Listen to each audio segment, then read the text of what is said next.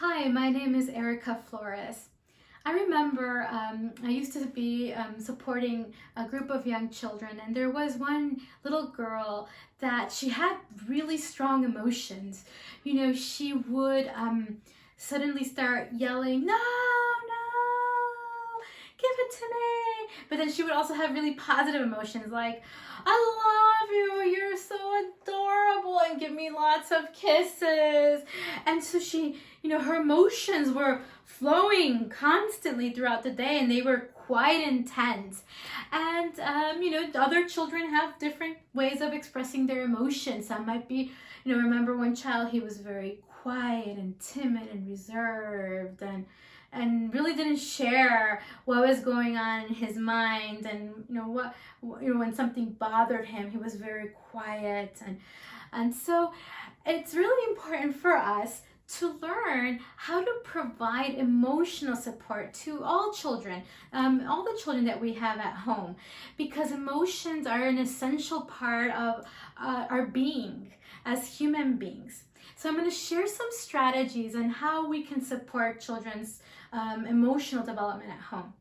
One first strategy is helping children learn about emotions, learn about their names, to label emotions and to label the emotions that we see that they are going through. So that's one of the most essential parts of social emotional development, to recognize how I'm feeling. So when we see that a child is like very happy and joyful, label it and tell them, "Look at you. You look so happy. You're so joyful playing with your little sister. You really enjoy playing with her." And when we do that, that child starts developing an awareness of that feeling, like, "Oh yeah, this is happiness. Oh yeah, this is joy. Oh yeah." If a child's starting to get a little frustrated and they're like, they're trying to work on a puzzle and they're like, they're getting stuck, we can help them and label, and we can say, "Ooh, I see you're getting a little frustrated. I see you might be a little stuck there. Let's see what we can do about it."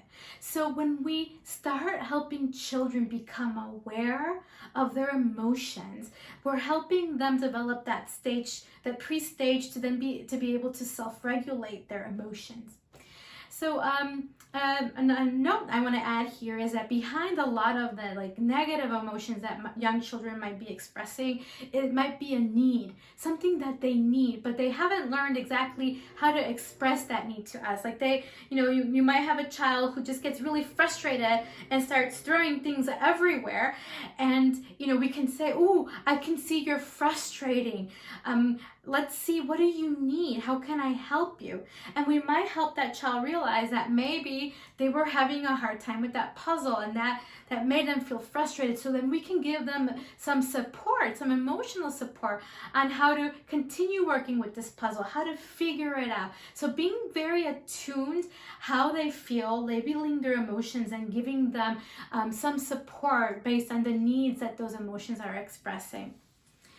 Another strategy is to help children become more aware of others' emotions and what other children, other peers, or other adults are feeling.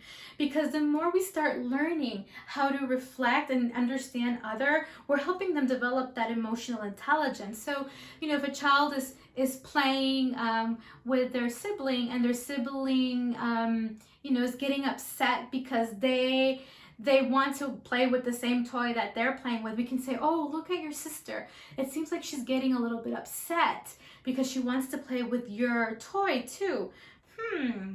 And so you see, we start helping that child develop awareness of the other emotions. And when they develop that awareness of others' emotions, they start learning how to put themselves in the other person's shoes, and how to correlate and coexist and build a relationship together. Another stage, or strategies to help young children start learning how to regulate their emotions. So regulate means, learn how to deal with how I'm feeling and to do something about how I feel. So, if a child is getting very upset about something. So we can first label the child, say, "Ooh, I see you're getting a little upset. What is it that's making you upset? What is it you need?" Okay, so you need, what you want is you want to play with that toy that your sister has. All right, let's first find a way to calm down a little bit so that then we can go and talk with your sister. Okay, what could we do? Let's see. Let's take a few breaths. Let's breathe together 3 times. Let's go. 1, 2, 3. Oh, I feel more calm now. You look a little bit more calmed down too. So what we can do is we can go and tell your teacher, your sister, "Hey, can I play with that too?" And see what she says. I don't know what she's gonna say, but we can find out together. And then we can go and help that with that process. So you see, we're helping that child learn how to manage their own emotions by being there, by scaffolding that, and by modeling how to be able to communicate what they need and to relate with others. Thank you for listening.